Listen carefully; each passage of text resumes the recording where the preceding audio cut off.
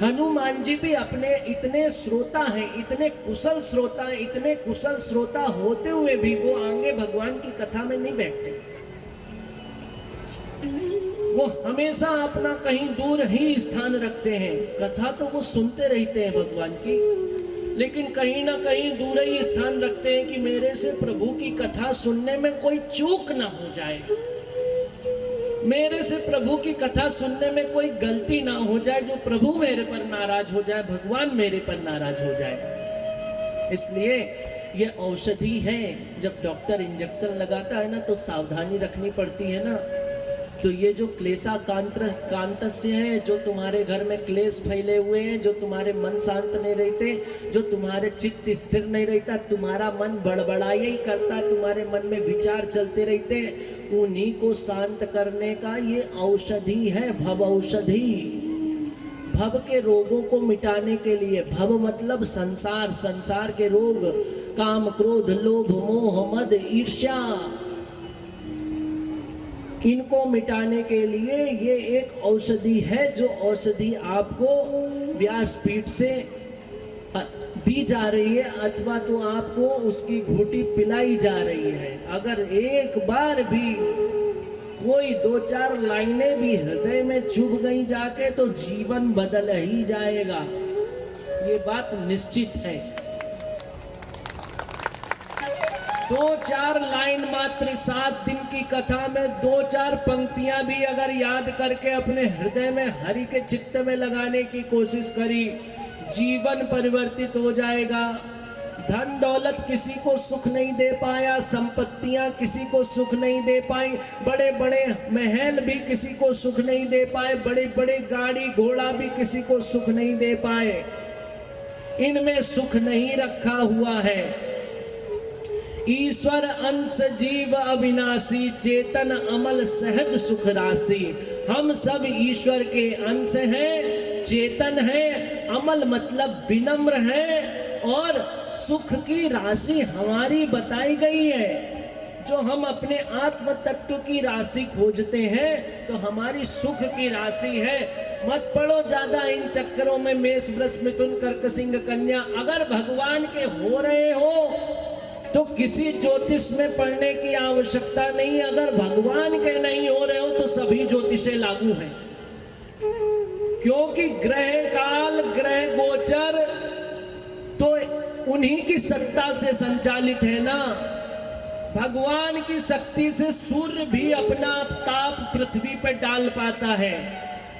भगवान की शक्ति से ही वायु बह रही है। भगवान ना चाहे तो इसमें भी ताकत नहीं बहने की। और आपको पता है, आप लोग अभी अपने भारत को समझ नहीं रहे हो, लेकिन विदेशों से आकर लोग बात समझ रहे हैं। विदेशों से जब उनके मनों की स्थितियां, मनोदशा पूरी तरीके खराब हो चुकी हैं, तब वो अपने भारत की ओर कूच कर रहे हैं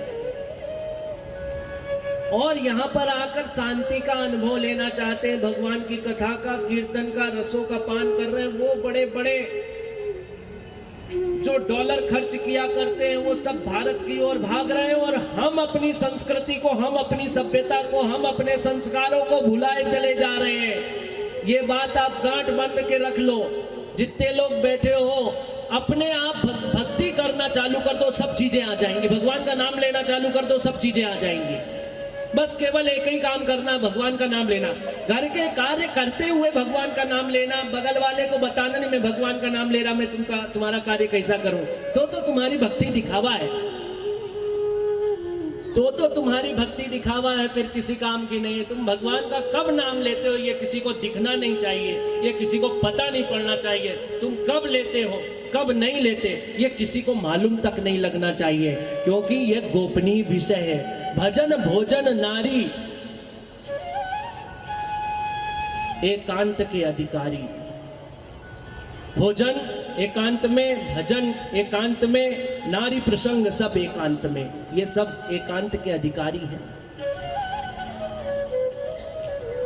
तो इसलिए भजन कब हो जाना चाहिए किसी को पता नहीं लगना चाहिए। भजन करते आप किसी को दिखाई ना दो, और अगर 4-5 माला जप भी आते हो तो उसको गाने का प्रयास क्यों करते हो? यही नहीं समझ में आता आज की दुनिया में। हम ये करके चले आए, हमने 120 मालाएं कर ली। अरे कर ली, क्या किया तुमने? कोई एहसान कर दिया क्या? तुम बस इतने में सुनाने लगे। और जो जन्म जन्म मुनि जतन कराई अंतराम कही आवत नहीं, उनसे पूछो जाके। जन्म जन्म से भगवान की तपस्या में लगे हुए, अंत में भी राम नाम नहीं आ रहा, फिर भी चित्तवृत्ति भगवान में नहीं लग रही। इतना सकल प्रयास करने के बावजूद भी भगवान में मन नहीं लगता, क्योंकि पूर्व जन्म की वासनाएं हमको खाए जाती हैं, पूर्व जन्म के संस्कार हमको खाए जाते हैं। भगवान में हमारा मन नहीं लगता। जरा सी हनुमान चालीसा करने बैठते हो, वो भी मन से नहीं करते हो। भगवान का नाम लेते हो, वो भी मन से नहीं करते हो।